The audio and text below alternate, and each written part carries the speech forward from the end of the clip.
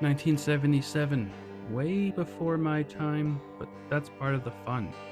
Researching and checking what people who lived through that time had to say about certain media. Now, you can't talk about 77 without mentioning Star Wars.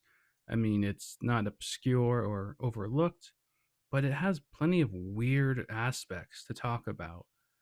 For example, the late 77 movie, The War in Space, is a movie about a band of heroes attempting to take down an evil emperor cloaked in darkness, battles in space, and I don't know, is it all a coincidence?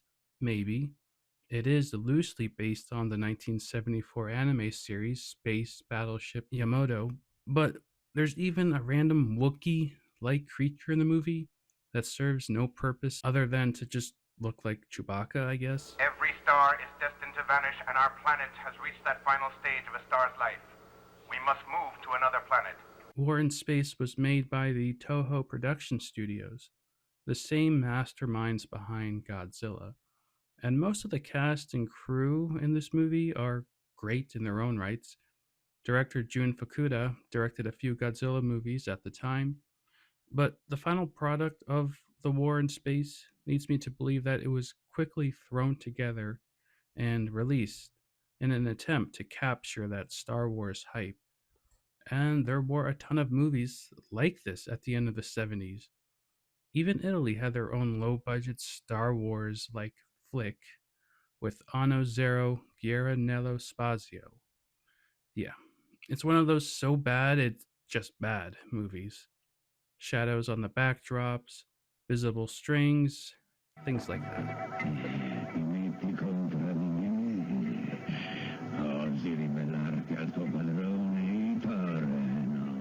Perhaps the strangest example from 1977 to capitalize on the Star Wars phenomenon is a French songwriter, one Etienne Rhoda Gill.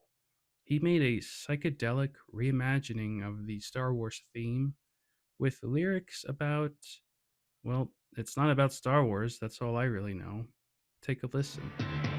Là-bas, le fer s'emballe, les fusées crachent. Philip K. Dick. He's the definition of a troubled genius. He gave us Do Androids Dream of Electric Sheep, but many of your favorite cyberpunk and sci fi media came directly from his influence. And they've even adapted his stories into shows and movies, Blade Runner and Minority Report being the two biggest examples. But by 1977, he was nearing the end of his life, caused by a stroke in 82. And his writings around this time were getting much more bizarre compared to his earlier sci fi stories of the 50s. A Scanner Darkly, released in 77, is a dark look into his troubling life at the time. The story follows an undercover agent that gets lost in the sauce. He lives among drug addicts and he becomes one himself, hooked on substance D, a powerful hallucinogenic. And like most of Philip K. Dick's stories, there are some pretty neat sci fi elements introduced. This book has a scramble suit. It's like a camouflage device that hides one's identity. Something big is definitely going down in this house. This run-down, rubble-filled house. With its weed patch yard and cat box that never gets emptied. What a waste of a truly good house. Now, Philip K. Dick, his personal troubles in the 70s shaped A Scanner Darkly, like I mentioned. He lived in a California drug den, and a lot of the more menial interactions between the characters are all based on real events and conversations. The scene where the group of friends were trying to fix a bike for hours actually did happen in Philip K. Dick's life, and it's just a collection of brain fog events and paranoia. Around the late 70s, he claimed to have visits from aliens. Not necessarily abductions, but like visual guidance and messages from extraterrestrial beings. Now, was this all just led on by his drug abuse? Probably. But these alien visions were seen in the last of his writings, specifically Valis. Anyway, A Scanner Darkly is a quick and easy read, one of my favorite Philip K. Dick stories, and that Keanu Reeves movie adaptation is actually very faithful to the source material, a rarity for any of his adapted stories. Whatever it is that's watching, it's not human. Unlike little dark-eyed Donna, it doesn't ever blink. What does a scanner see? Into the head? Down into the heart? Does it see into me? You know what the world is missing these days?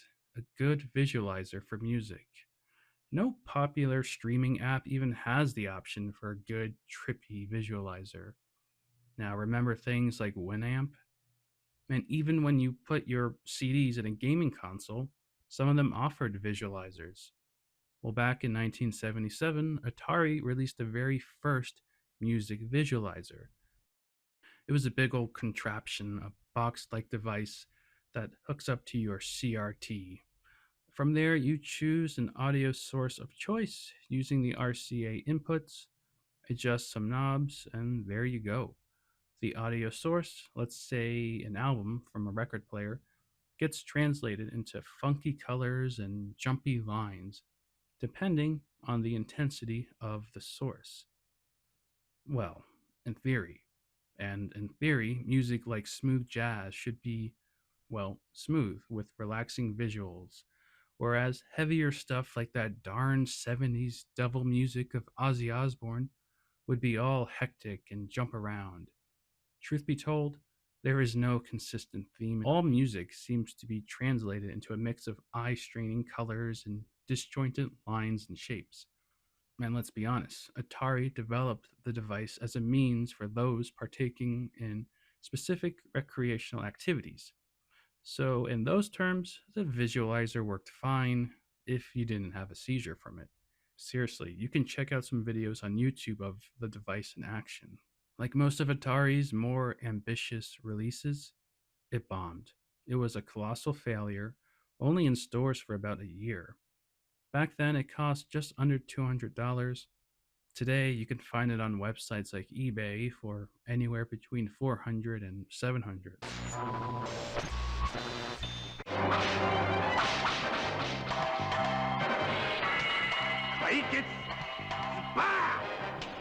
Tokokatsu is a form of Japanese television shows that exploded in popularity throughout the 70s. Basically, it's a live action show that focused on special effects, superheroes, and some sort of special transformation. You know, things like Kamen Rider or Ultraman.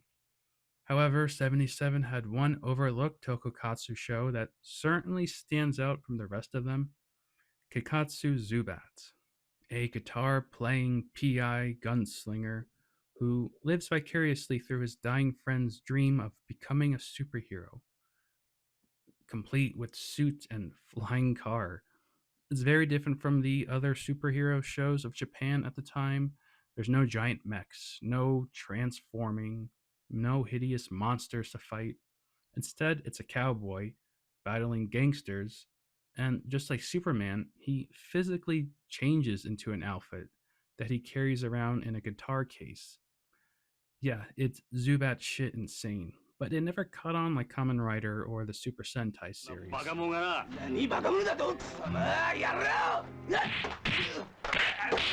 A typical episode has Ken, or Zubat, run into some Yakuza-ish gangster.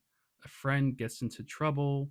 Ken confronts the gangster in his Zubat outfit, and an amazing battle ensues, and the bad guy loses. But it's all done so entertainingly, even if you aren't into the Sentai like TV shows. This one is just so absurd it works. Writer Shukei Nagasuka worked on Ultraman and Kamen Rider before this, but switched it up for a more detective noir-ish style. The actor playing Ken slash Zubat, Hiroshi Miyauchi, is Tokokatsu royalty. You name it, he starred in it. He even appeared in The War in Space that same year. And come on, how can you not love these dramatic opening themes?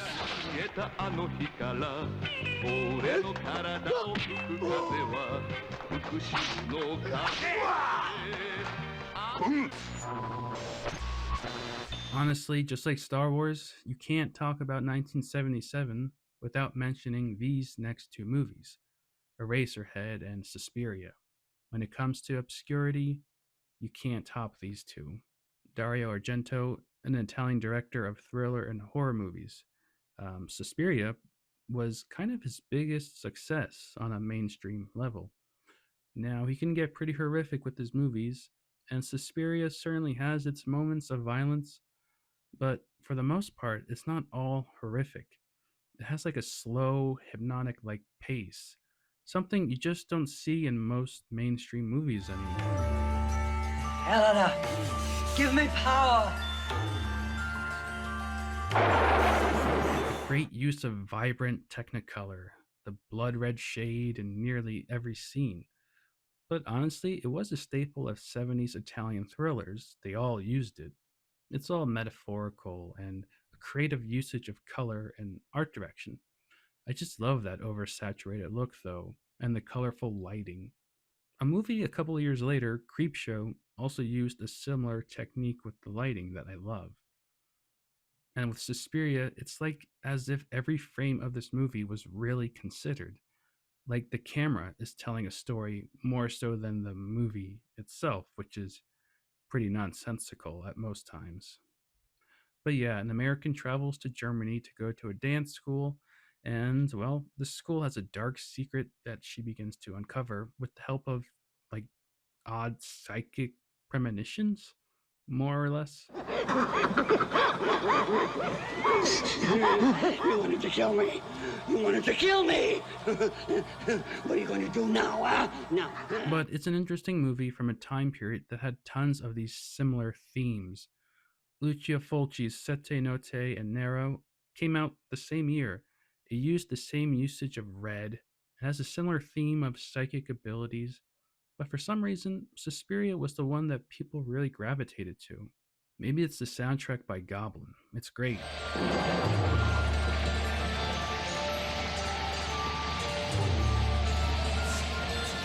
Argento was well known at that point, a prominent figure in thrillers, and Suspiria was a success at the box office. In the US, independent director David Lynch released Eraserhead, a movie so far out there that it really shouldn't have been a success, but it was. And while the movie itself, it's a story about love and heartbreak. It's up to you, really, as Lynch refused to ever really explain what his movies mean, which is admirable. You gotta use your own conclusions. 14 years ago, I had an operation on my arm here. Doctors said I wouldn't be able to use it. Well, what the hell do they know, I said. Lynch had a few short productions before Eraserhead. They're included on the DVD. But Eraserhead became such a cult classic after the success at the movies with the home release, a favorite for college kids in the 80s and 90s, and for people like me in the 2000s. And yes, it's beloved and influential, but why? I'm too nervous. There's a baby. It's at the hospital. Mom! And you're the father. But that's impossible. It's only Mother, been... they're still not sure it is a baby. Think of it like this. With a minuscule budget, a camera, and a handful of friends, you too can make a movie. And you better believe more and more independent releases flooded the video stores. But for every Evil Dead and Blood Simple, you had way more trash like Final Exam, Puma Man, and Laser Blast. Basically, not every low budget, independently made movie was good, but at least more people were trying. David Lynch did it the right way. He had a vision, and it stayed consistent. It's a bizarre movie because it's a bizarre world full of bizarre people. We don't all live glamorous lives, so it's a nice change of pace to see all these odd people in a movie. I mean, when you think about it, why was John Waters so beloved? And then, yeah, throw in some fantastical elements, but it just works. It's that consistent style, from the direction to the cinematography, and it stood out for sure among movies of the same year like Annie Hall and Close Encounters of the Third Kind.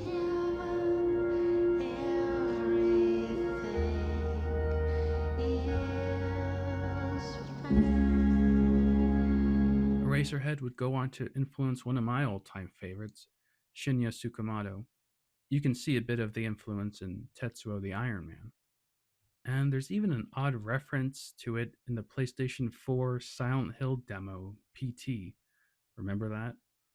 Anyway, it really does seem to be a movie that I think most people have at least heard of, but most haven't actually watched, especially today. I don't know why people are so turned off by black and white movies. Okay, maybe the puppet fetus thing is a big turnoff for some folk.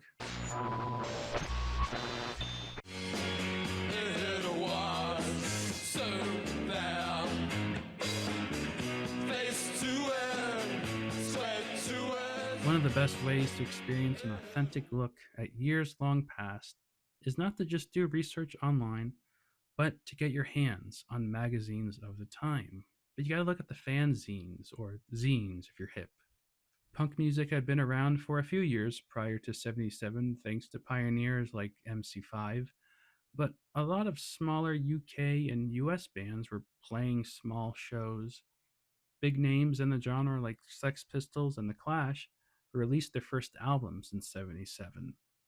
The Damned, Wire, all releasing groundbreaking debuts. And one of the best ways to experience the scene at the time was established in 77, Slash, a fanzine based in LA. It ran for just a few years, but remains a time capsule of a scene in its purest form. It covered bands like The Cramps, Susie and the Banshees, X-Ray Specs, Fear, The Weirdos, all upcoming bands at the time. One day I'm feeling total, the next I'm split in two. My eyes are blue. There are extensive interviews with musicians, unique photos only available in these hard to find issues, and just talk of local events.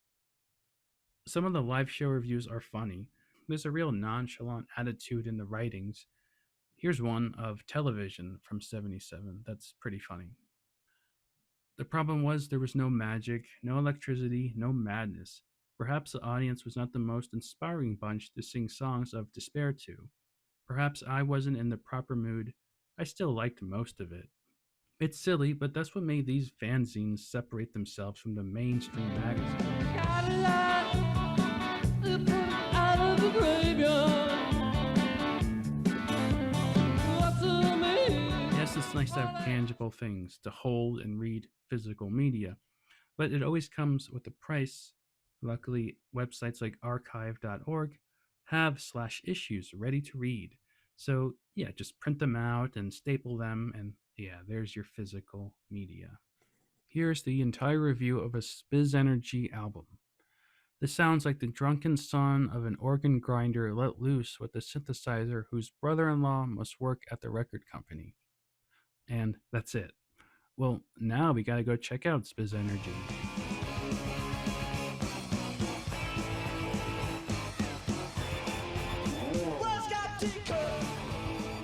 Where can you get information like this nowadays? I guess the equivalent would be the short form videos like on TikTok, but I don't know. There's just no sense of authenticity from it. I can't reminisce about a time I never experienced. Too many people nowadays think they understand a movement by watching videos online. But yeah, you gotta just take a deep dive on some of these old fanzines, if you can actually find them. Fire safety is one area where being alert really pays off. And you made that flame way too high, and you left the paper on the I stove. can't think of anything more unintentionally entertaining than PSAs, safety videos, training videos. You know what I mean. Safety videos in 1977 had your typical fire safety ones, of course, gun safety, Halloween safety. But let's start with I don't know how else to put it, odd one about gun safety. You'd think a topic like that would be straightforward. It's a rather serious topic, but how can you make a video and really get the kids to pay attention? And, what were the kids into at the time? science fiction, of course.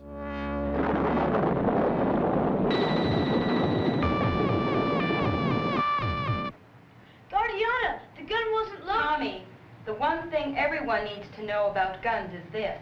Every gun is a loaded gun. So yeah, what were they smoking in 77? Probably some good stuff, actually. A lot of these safety videos are cheesy, of course, but very rarely go the way of fantasy. Seems counterintuitive. Skateboarding has been around since the 50s, but it wasn't until the mid 70s when it became widely recognized, with skate parks opening up across the country and serious competitions starting. Kids thought it was cool and wanted to learn. Thus, an influx of skateboard safety videos began. Some of them are just hilarious.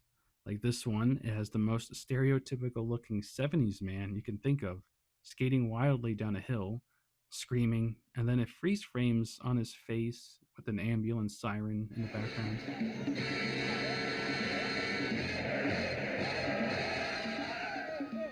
Skateboarding has made an impressive comeback from the old sidewalk. You can't exactly see what's going on. The camera just shakes wildly and has a close up of his face before it freezes.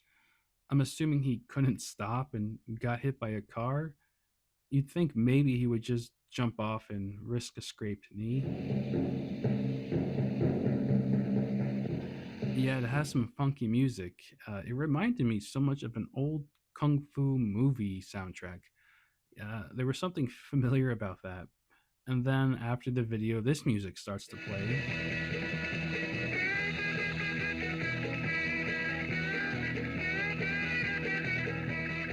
And then it hit me.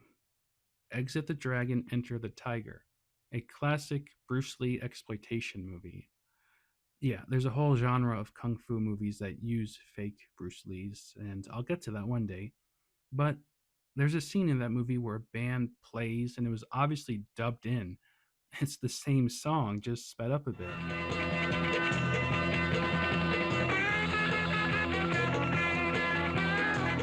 It's a song by The Ventures, Give Me Some Loving, and I doubt either of these got permission to use this song.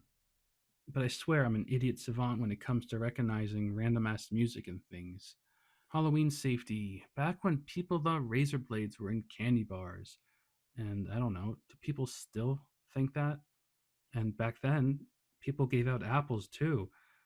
It's talked about in the safety video. But there are a few people who will do things to hurt kids. They might put sharp or hard objects in candy and apples. Or they might put something on fruit or gum that could make you sick if you eat it. This one also talks about how masks had awful vision in those days and kids couldn't see a car coming, or tripping over a long costume, or not even wearing any black at all. Wear white costumes instead. Because when you think of Halloween costumes, you think of white. Okay, I get that safety is important, but yeah, it's no fun at all. And I doubt any kid at the time listened to this video. How about you? Will you follow the lead of the little princess and have a safe and super Halloween this year?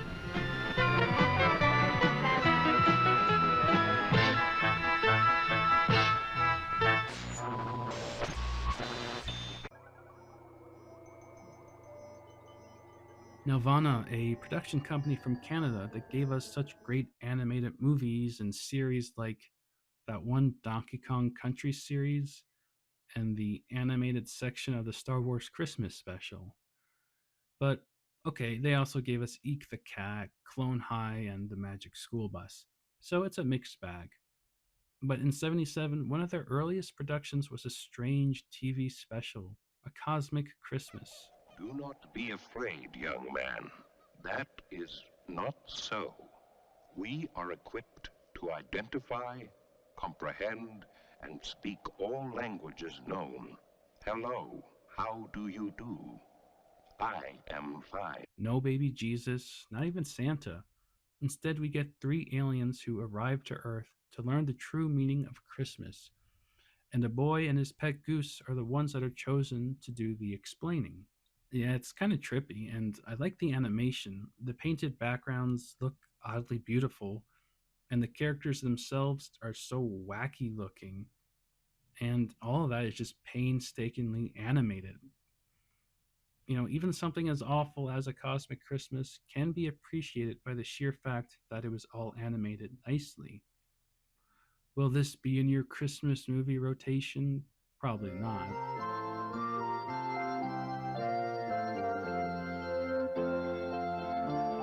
The music was composed by Canadian folk singer Sylvia Tyson, and she also narrated the movie. And it's actually kind of nice, the music. So, what is the meaning of Christmas? I don't know, something about being with family, I guess.